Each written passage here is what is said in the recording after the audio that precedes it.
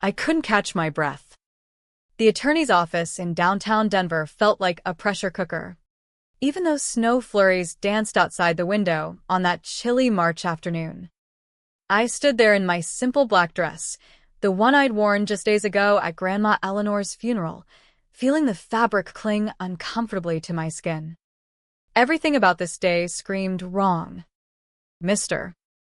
Hargrove sat behind his massive oak desk, droning on in that monotone lawyer speak, shuffling through stacks of papers. My brother, Jake, stood to my left, all tall and polished in his tailored suit. He always fit into these kinds of rooms, like he was born for boardrooms and deals. Me? Not so much. To my grandson, Jake Carter, Mr. Hargrove read, I bequeath my luxury cabin cruiser, the Horizon, docked at Lake Tahoe. Jake flashed a grin. I knew that boat, sleek, worth a cool $2 million, all gleaming white against the Sierra Nevada backdrop. I also leave him my high-rise condo in San Francisco, complete with all furnishings and contents. My mom, Susan, squeezed Jake's arm, beaming with pride. Aunt Linda murmured something to Uncle Mike, and the room nodded along like this was the most natural thing in the world. And finally, to Jake Carter. I leave Carter Properties in its entirety, including all assets, holdings, and developments. $15 million. I'd overheard the whispers at the funeral. $15 million in commercial real estate sprawled across Colorado and Nevada.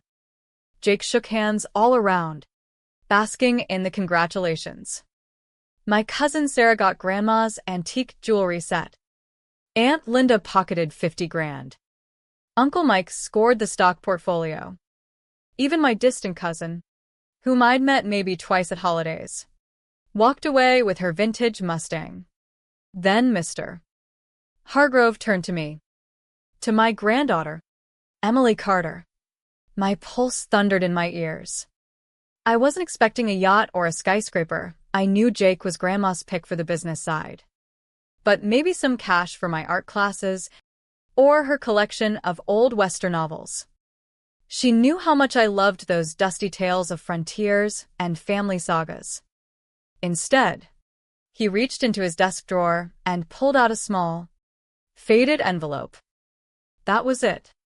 Just an envelope, crinkled like it had been tucked away for years. The room fell into this awkward hush, the kind where folks are holding back reactions.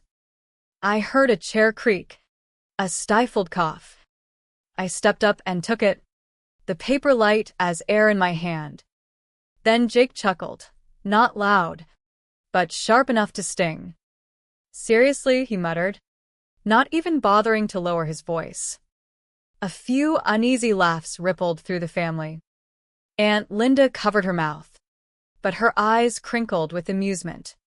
Well, Mom said in that pitying tone she saves for my artistic phases, I'm sure it's something heartfelt.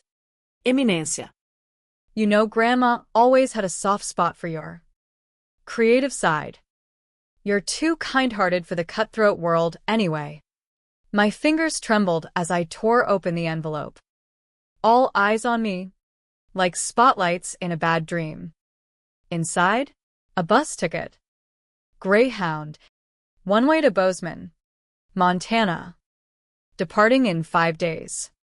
And a little note card, the kind from a florist, in Grandma's elegant, slightly shaky script from her final months. Follow your roots back home. Darlin', that was all. No cash. No explanation. Just a ticket and a cryptic message. Jake burst out laughing for real now. A bus ride? She left you a vacation to nowhere. Aunt Linda cooed. Oh. Ink. That's quaint. Maybe she was a bit off toward the end, Jake said to Uncle Mike. Loud enough for the whole room. Those last weeks were rough. Mom patted my back. We could sell the ticket. Honey. Turn it into something practical. I couldn't form words. My throat clamped shut. Here I was, clutching a cheap bus fare while Jake got an empire. Mr. Hargrove cleared his throat. That concludes the reading. Chatter erupted. Pats on Jake's back. Lunch plans. I stood rooted, the room spinning. Why Montana? Grandma had spun yarns about the West when I was a kid, born in a small Montana town. But she'd built her life in Colorado after marrying Grandpa. What could be in Bozeman? I'd spent every weekend of my childhood at her ranch-style home on the outskirts of Denver, holding her hand as she faded in hospice, whispering stories until the end. I'd loved her fiercely, like she was my anchor. And this felt like a slap. That night, alone in my cramped apartment overlooking the Rockies, I stared at the ticket on my kitchen table. Tears blurred the print. Was this her way of confirming what everyone thought? That I was the family afterthought? The note mocked me. Follow your roots back home. But home was here, wasn't it? I snatched it up, and something snapped inside, a flood of sobs that racked me until I couldn't breathe. I holed up for 2 days. Calling in sick to my graphic design gig. My boss was sympathetic.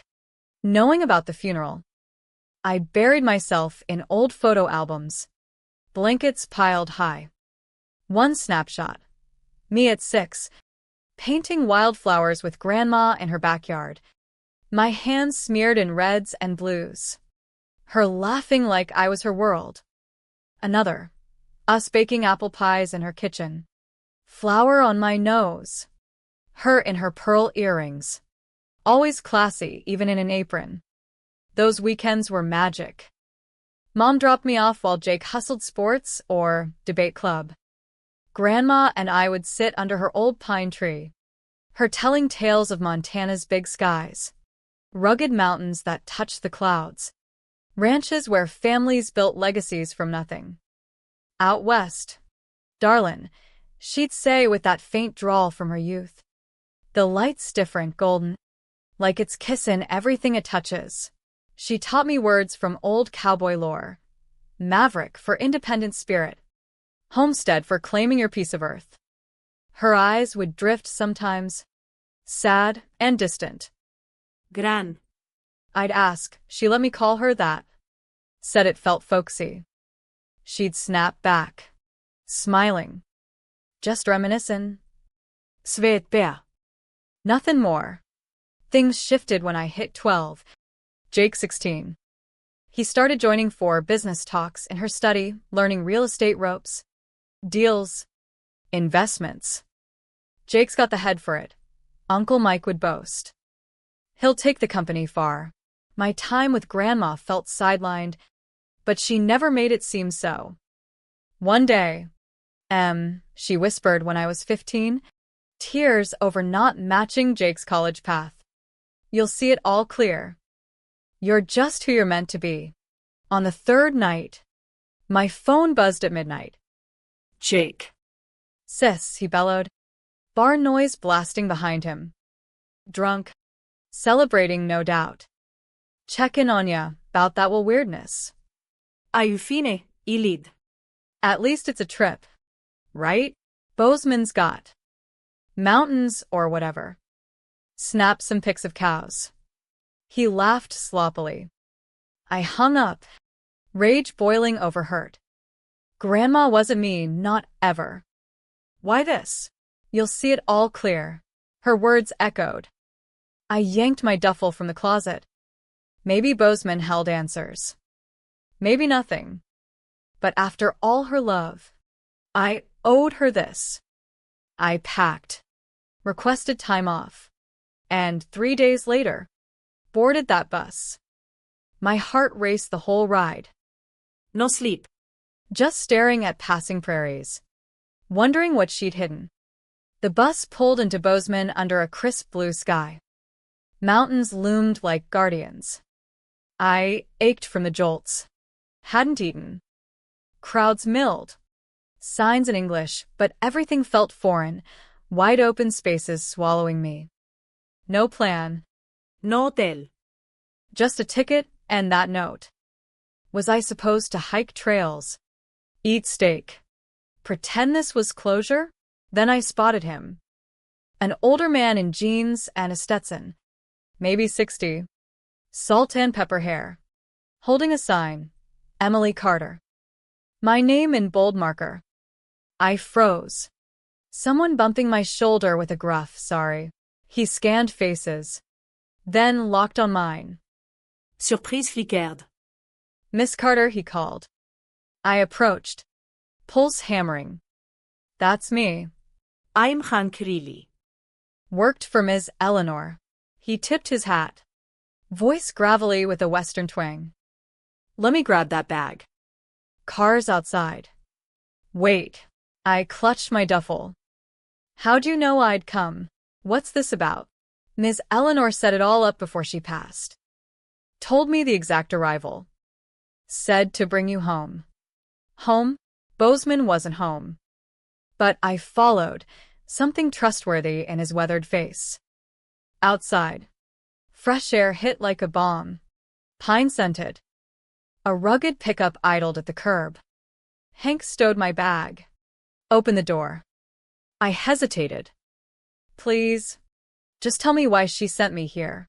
He paused. Eyes kind. You inherited her true family spread. The world hushed. Empire? She'd left Jake the Colorado Empire. What more? I know it's a lot, Hank said. But hop in. Long drive ahead. It'll make sense soon. Shaking? I climbed in. As we pulled away, Bozeman fading, I gripped the seat. Nothing computed. Everything was shifting. The pickup rumbled out of Bozeman, leaving the town in a cloud of dust. He said shotgun. Knuckles white on my knees, trying to steady my breathing. Hank drove in comfortable silence. Country tunes humming low on the radio, something about lost highways and second chances. I had a million questions burning, but my voice stuck like glue. True family spread. The phrase looped in my head. Grandma built Carter properties from scratch in Denver, commercial developments, strip malls, high-rises. That was her legacy, handed to Jake. What else could there be? Buildings thinned, giving way to endless Montana prairie. Golden grass waved under the vast sky, dotted with cattle herds and distant Rockies jagged like teeth. Fences stretched forever. Old barns weathered red against the blue. It matched Grandma's stories, the untamed West where grit built fortunes. Where we headed? I finally croaked. The Carter Ranch. Miss Emily. You're home. My home's in Denver. I shot back on autopilot. Hank just smiled. Eyes on the road. We drove over an hour. My phone's signal dropping to zilch. I watched the landscape unfold, feeling like I'd tumbled into one of Grandma's tales. Then Hank turned onto a gravel lane flanked by lodgepole pines, creating a shaded tunnel. The path wound upward, and around a bend. My breath caught. There it stood, not a house, a sprawling ranch estate. Log beams glowed honey gold in the sun, a wraparound porch with rocking chairs overlooking valleys. Barns and stables flanked it, horses grazing in corrals. A windmill spun lazily. And wildflowers burst in colors along the drive. It screamed old Western charm, like something from a painting. Hank parked, and I stepped out on wobbly legs. The air tasted clean, laced with hay and earth. This way, he said, leading me up stone steps. The door creaked open to a foyer with vaulted ceilings, Navajo rugs on pine floors, antler chandeliers casting warm light. An older woman emerged from a side hall, 70s maybe, silver hair in a braid, wearing jeans and a flannel shirt. Her face lit with recognition, eyes welling. She rushed forward, cupping my cheeks. Emily, she whispered, voice thick with emotion.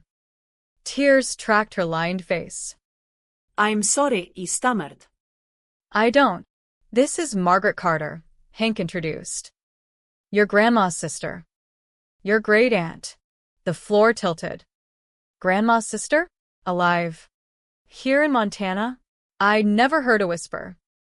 Margaret switched to a softer tone, her accent pure Western drawl. Let me see you. Child. Lord. You look just like her, like our mama. Same eyes. Same spirit. More tears. She pulled me into a hug, smelling of sage and fresh bread. Eleanor sent you home. After all these years, she sent you back to us. Home. The word echoed strangely. In the arms of this kin I'd never known. Staring at logs hewn from family history, something deep inside whispered yes. Margaret led me through the ranch house, my boots echoing on the floors. We passed rooms filled with heirlooms, old saddles, framed maps of Montana territories, photos of stern-faced ancestors in cowboy gear.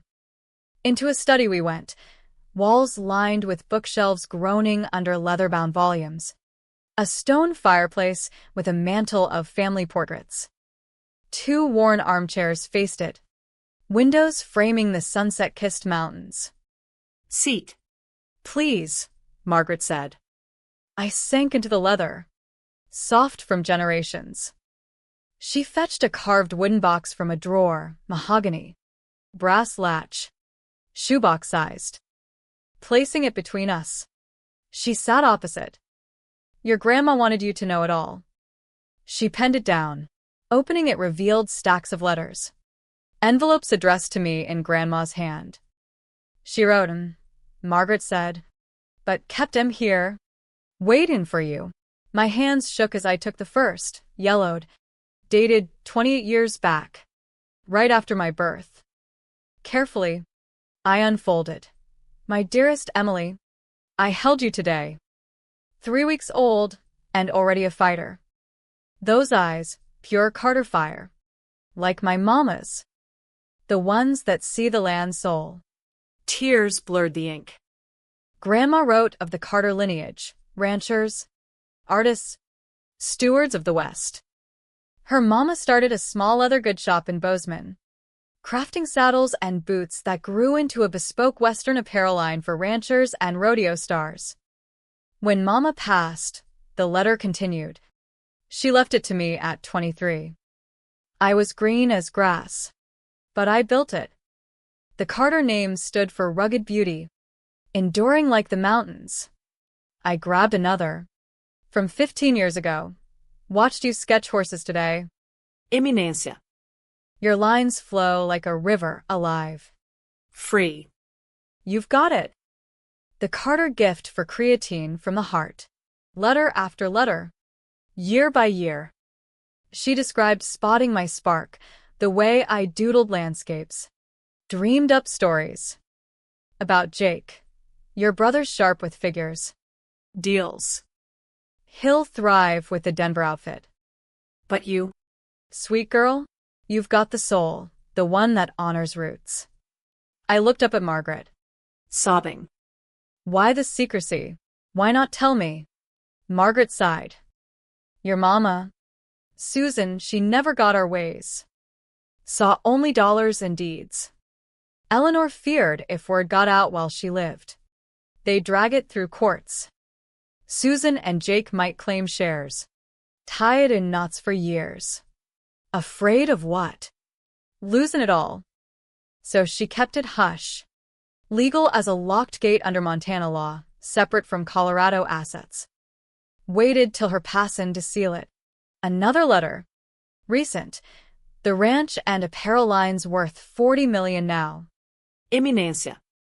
Land alone's $10 million more. Kept it safe for you. Jake gets his urban fortune.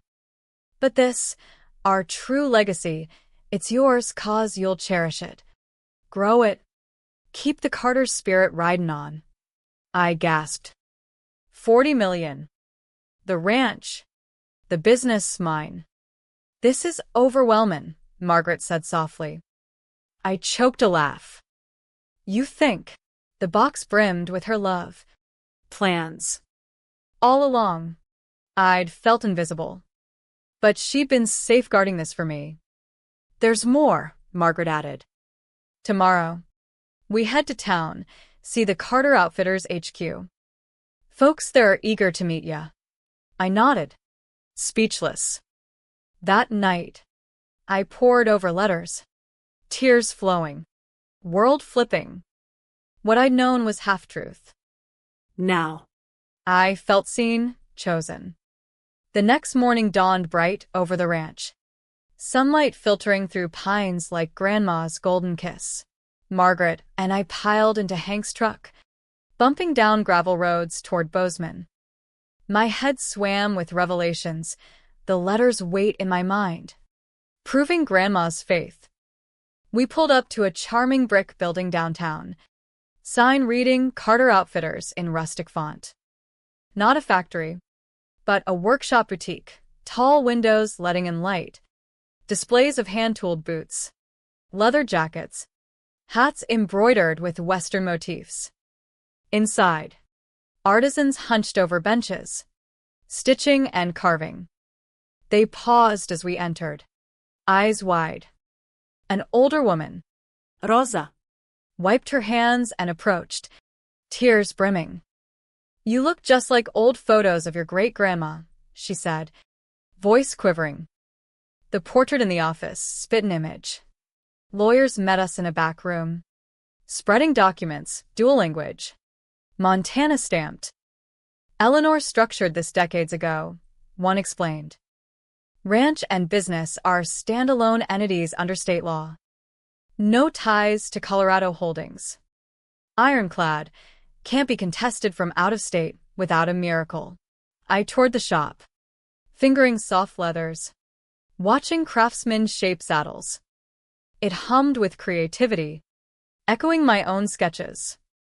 Afternoons, I wandered the ranch, valleys of wildflowers, creeks babbling, horses nickering. Evenings, more letters, Grandma's voice guiding me. 3 days in, purpose bloomed. This wasn't just inheritance, it was identity. For the first time, I belonged. Then Jake showed. I was sketching a sunset from the porch when shouts erupted inside. A familiar bark, angry. Entitled. My gut twisted. I crept in, heart pounding. In the foyer, Jake raged. Suit rumpled from travel. Face flushed. Margaret stood firm. Arms crossed. You, Jake jabbed a finger at me as I entered. You schemed this. Twisted Grandma against me. I didn't know squat, I said. Voice steady despite the quake inside. She hid it from all of us, including me. Bull. He advanced. All those weekends cozying up? You must have whispered in her ear. Convinced her to shaft me. Heat surged, years of being overshadowed igniting. Shaft you? She handed you $15 million. A boat. A condo. The whole Denver empire. How's that a raw deal? This. He waved at the beams. The land beyond windows. Should be shared. Half mine.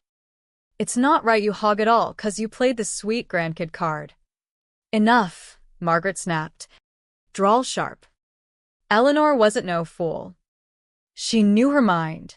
Jake whirled on her. You. This secret family crap, you poisoned her. This is fraud. Elder manipulation. I'll sue. Drag this through every court. You'll lose, Margaret said coolly. Montana law's airtight. Jake yanked his phone. My attorneys are on it. No way she could squirrel away millions without oversight. Without your say-so. I cut in. Jake. This was hers before us. She built 2 worlds, your concrete jungle. My open range. Gave us what fit. He stared. Like seeing a stranger. Listen to you. all high and mighty. Think some dusty ranch makes you hot stuff? You're still aimless, Emily. Doodlin dreams while I build real things. The jab should have gutted me. Days ago, it would have. But letters echoed. You've got the soul. No, I said calmly. But Grandma saw me clear. Gave you tools for your world deals. $. Suits you perfect. I stepped closer. This, the land, the craft, it's for Sherry Shin. Not cashin' in. For someone who'd steward it. Not sell it off. His fists clenched, jaw tight. You don't deserve a dime of this. Maybe not. But she believed I did. And I'll honor that.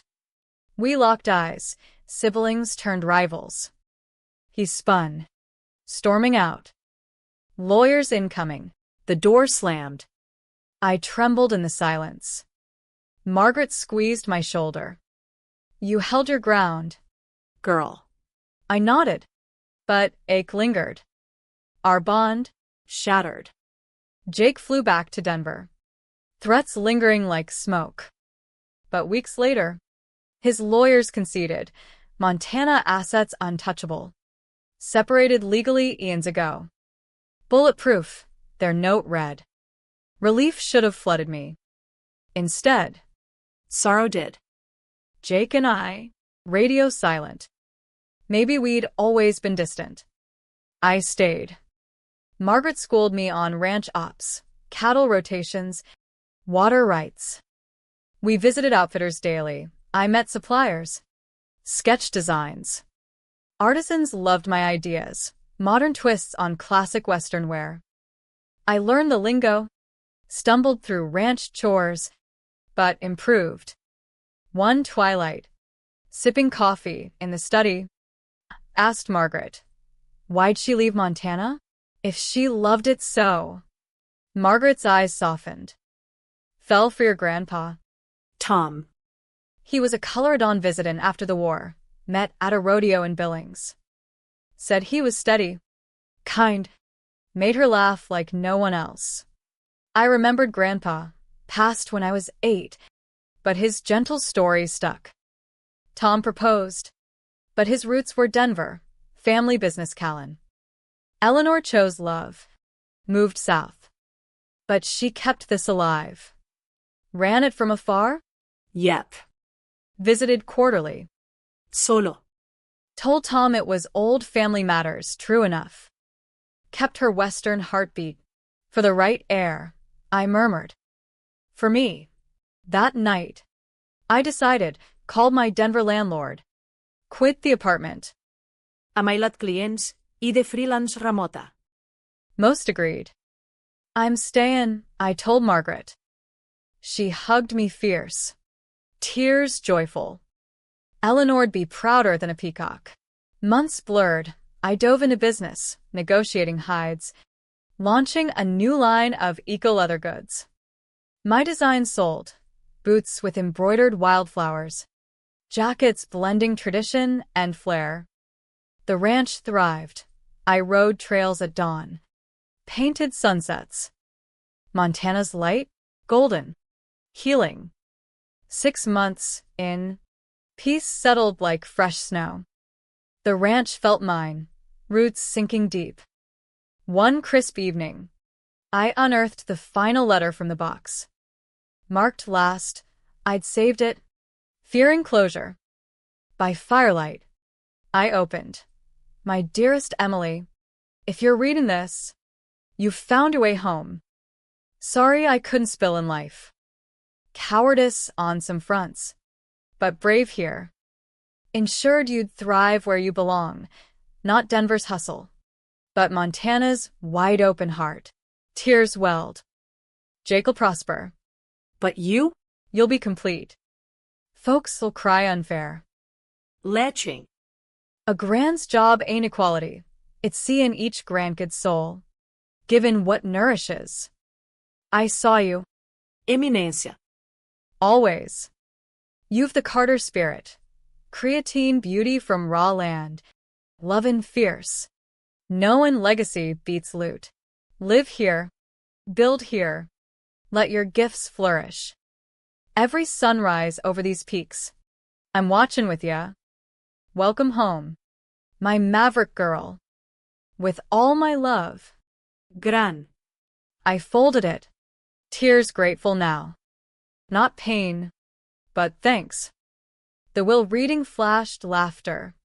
The worthless ticket. But it was a map to self. To home. Let Jake chase skyscrapers. I had soil. Sky. Purpose. Yet. As months turned, a niggle grew. The rift with Jake. Drama lingered. But humanity called. The letters preached family over fortune, a light lesson in forgiveness. Roots over rivalry. One fall day, a familiar truck rumbled up the drive. Jake. No suit, jeans. Boots. Looking road-weary. My heart skipped. I met him on the porch. Arms crossed. What now? More lawyers.